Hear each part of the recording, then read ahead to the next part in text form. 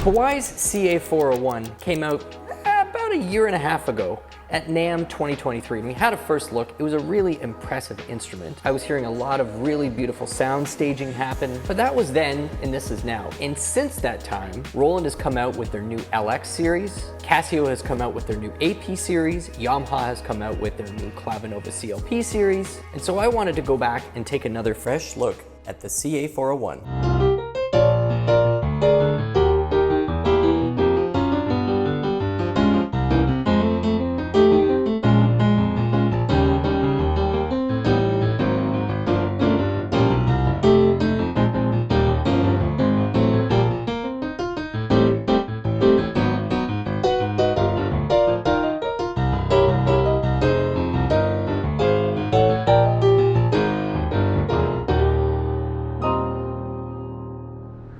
So with fresh eyes, ears, and fingers, this is what I'm getting. First of all, the transparency of that new Shigeru Kawai Competition model that's been recorded from the player's perspective.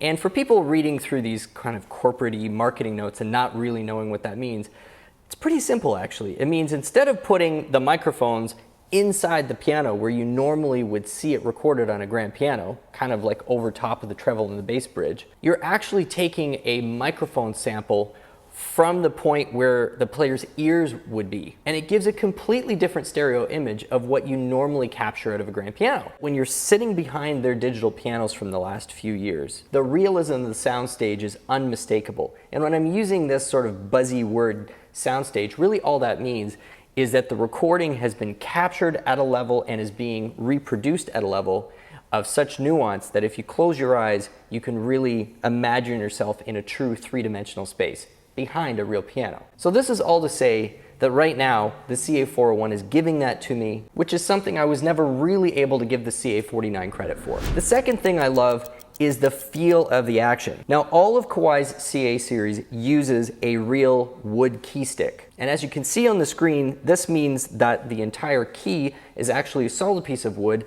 much like the ones you're going to find on an upright or a grand piano. But it also means that those pins are secured and cushioned in the same way that you would find on an acoustic piano as well, and that you can really tell. There's just such a unique sense of dampening and thump that you get on the bottom of this, which is quiet. There's a little bit of give to it, but it's so obvious that it's not a thin piece of felt or rubber that you would get in a normal plastic key, even the really great ones. Of course, there's a few other improvements that you notice right away, such as these music desk holders, and the styling and overall beveling of the cabinet has certainly been updated. Now that sound we were just talking about is coming to us through Kawai's harmonic imaging engine. It's not their top of the line version, that goes into like the CA901s and their Novas, but it's the one down from that, delivering 256 notes worth of maximum polyphony, using multi-layered, unfiltered stereo samples from that top of the line 9-foot concert grand, and that's feeding two 20-watt amplifiers, which in turn are feeding 4 speakers, 2 mains,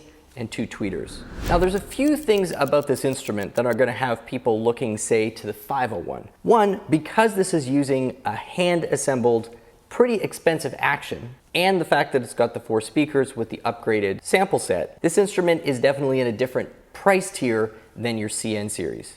And when people start spending more money, once you start getting up over that $3,000 mark, the expectation for even more features tends to come with it.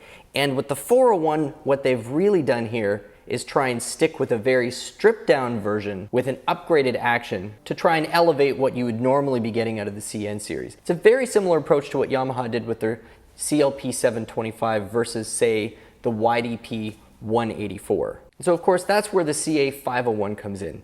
A dramatic increase in the number of onboard sounds because the 401 really only has a few dozen. The 501 increases the size and complexity of the amplification system by quite a bit, retains the same wood key action, and gets a little more substantial with the physical presence of the cabinet. And so generally speaking, what I really appreciate about the current CA series is every one of the models has its own very distinct, very well-conceived lane and set of customers that it's being made for. And with the CA401, it continues to be very clear in my head. This is an instrument perfectly made for somebody who has already experienced acoustic pianos at some point in their life. They're looking for a convenient, easy to own option that's not an acoustic piano and also cheaper than an acoustic piano. It's going to be going into a room which is small to medium in size, and the only thing they really want this to be able to do is sound and play like a piano. Now, while some of the newer Roland LX models I think bring more to the table in terms of features and cabinet speaker technology, you're also paying more to get up into that level. And so at this point in the price range, it's hard to think of any other instrument on the market that's going to give that kind of transparency and realism in terms of the sonic presentation, and something that feels so familiar and authentic on the action side of things. I could see this being around for another 4 to 5 years very easily with no need for Kawai to update this, and I think the momentum on this model and the rest of the CAs are just going to continue to increase as time goes on. So thank you everybody for joining us for this refreshed look at Kawai's CA401. And if you're new to the channel and you've both enjoyed and got some information you found helpful, please consider subscribing and joining the community. We'd really love to have you back for more videos. My name is Stu Harrison. This has been Merriam Pianos on YouTube, and we'll see you again soon.